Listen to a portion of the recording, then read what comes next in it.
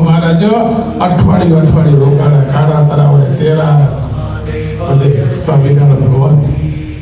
તો એ જ ભૂમિને આપણે યાદ કરવાની વાલા ભક્તજનો, એ કચ્છના ચરિત્રો કહેવાય.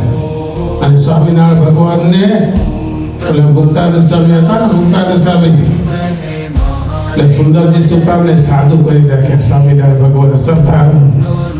ત્યારે મુક્તાનંદ સ્વામીને મહારાજ કે કેવું કર્યું હવે આ સાધુ કર્યા, સુંદરજી સુતારને બરાબર કર્યું.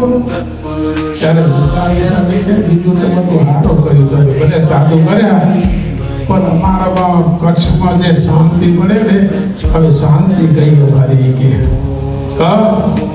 અરે મહારાજને કે મુક્તાનંદ સ્વામી આ સુંદરજી સુતાર ને રાજાના કાન ભારી ગઈ. અને અમે જ્યારે કચ્છમાં જઈએ ત્યારે અમે રોટલો ને ઓટલો મળે અને શાંતિ મળે કચ્છમાં. અને ગુજરાતમાં ક્યાંય ફરે ને તો ઢેખાડા નાખે અમારા ઉપર, કોઈ પથરા નાખે અમારા ઉપર, પણ શાંતિ લેવા જાવ તો કચ્છમાં મળે. અને હવે જો આ સુંદરજી સુતારને સાધુ કર્યા એટલે થોડી શાંતિ ઓછી થઈ ગયા છે. ભજન તમને બાણ સ્વામી જેવા સંતોએ ખૂબ આશીર્વાદ આપશે હો. એ આપણા ભજનનું આ ફળ છે હો, મોટા સંતોના આશીર્વાદ એનું ફળ છે આ. અને આપણા ભરબનમાં જે માન સ્વામી છે ને, માન સ્વામી એવા ક્યાંય સંત એવા નહીં મળે હો. એ 4 લોક તમે 14 લોક ખોલી આવશો ને તો આપણા ભુજના માન સ્વામી છે ને એવા ક્યાંય નહીં મળે. એવા સંતના આજે તમે આશીર્વાદ લીધા હતા પાટોત્સવના દિવસે. સ્વામિનારાયણ ભગવાન છે ને એમના રઘુ રમ્યો. એ જે નિષ્કુળાનંદ સ્વામી વર્ણન કર્યું હોય ને ચિંતામણીમાં, એ સ્વામિનારાયણ ભગવાન માન સ્વામીના હૃદય એ રોવાડે હો. એવા સંત સર્વોપરી સ્વામિનારાયણના ઉપાસક આપણે મળ્યા છે. તો વાલા ભક્તજનો આ સહજાનંદ સ્વામીનું ધ્યાન કરજો, માનસી પૂજા કરજો, તો એ માન સ્વામી જેવા ગુણ આપણા આવશે હો. તો આજે ગ્રહણના દિવસે અમે સંતો ખૂબ રાજી થયા. 3 સંતો રહ્યા. અમે અમને એમ કે કેમ થશે ગ્રહણ, હરિભક્તો આવશે કે નહીં આવે? કેટલા હરિભક્તો તમે આવી ગયા, ખૂબ અમે રાજી છે. વાલા ભક્તજનો એ ગ્રહણનું અત્યારે જો હવે વસ્ત્ર થઈ સ્નાન કરી રાખજો. કેટલા કે ને મારા બેટા સ્નાન કરે કપડા એક બાજુ રાખીને સ્નાન કરે. સ્વામિનારાયણ ભગવાને શિક્ષાપત્રીમાં લખ્યું હોય અમારા સત્સંગી ભાઈઓ હોય કે ભાઈઓ હોય, ગ્રહણ મૂક્યા પછી વસ્ત્ર સહિત સ્નાન કરવાનું.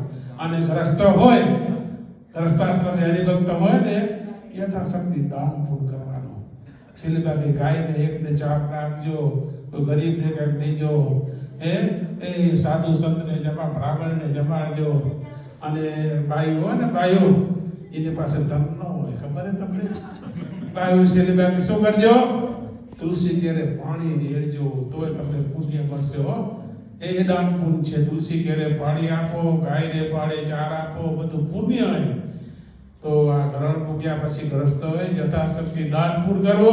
અને છેલ્લી ભાગે દાન પૂર્ણ કર્યા પછી ભગવાનને થાળ કરજો, 1 કે 5 પાઉન્ડનો. ભગવાન તમારું જમશે ને અનંત ઘણું કરીને તમને દેશે. અને ખૂબ તમને ગ્રહણ નિમિત્તે પુણ્ય મળશે. મહારાજ સહજાનંદ સ્વામી જમશે ને તમને ખૂબ આશીર્વાદ દેશે. 1 લાખ ગણું ભગવાન સ્વામિનારાયણ દેશે. તો આજે પુણ્ય દાન કહેવાય. બહુ પુણ્ય મળે હો. આજે ગ્રહણના દિવસે જરાક તમે દેશો ને તમને ઘણું બધું પુણ્ય મળશે. અમારે સાધુ હોય ને શિક્ષાપત્રી મહારાજ કીધું પૂજા કરવાની. અમારે જનોઈ પટલાવી પડે. તમે જનોઈ ફેરો નથી પડતા કોઈ? ગ્રહણ મૂક્યા પછી સ્વામિનારાયણ ભગવાને કીધું હોય ઉતક હોય ને, ઉતક, આ ઉતક કહેવાય. પછી જનોઈ પટલાવી પડે. ખબર તમને? જનોઈ પહેરતા અમારા સાધુને જનોઈ પટલાવી પડે. તમે જનોઈ કરતા હો તો આજે પટલાવી પડે જનોઈ. જે સૂતક કહેવાય કે આ સૂતક કહેવાય. તો વાલા ભક્તજનો સાધુએ પૂજા કરી, તમે નામ પૂર્ણ કરજો. સંતો નાહી ધોઈ અને પૂજા કરશે, ભગવાનને અપાશે. તો ખૂબ સંતો રાજી થયા. અસ્તુ, ધન્યવાદ. જય સ્વામિનારાયણ.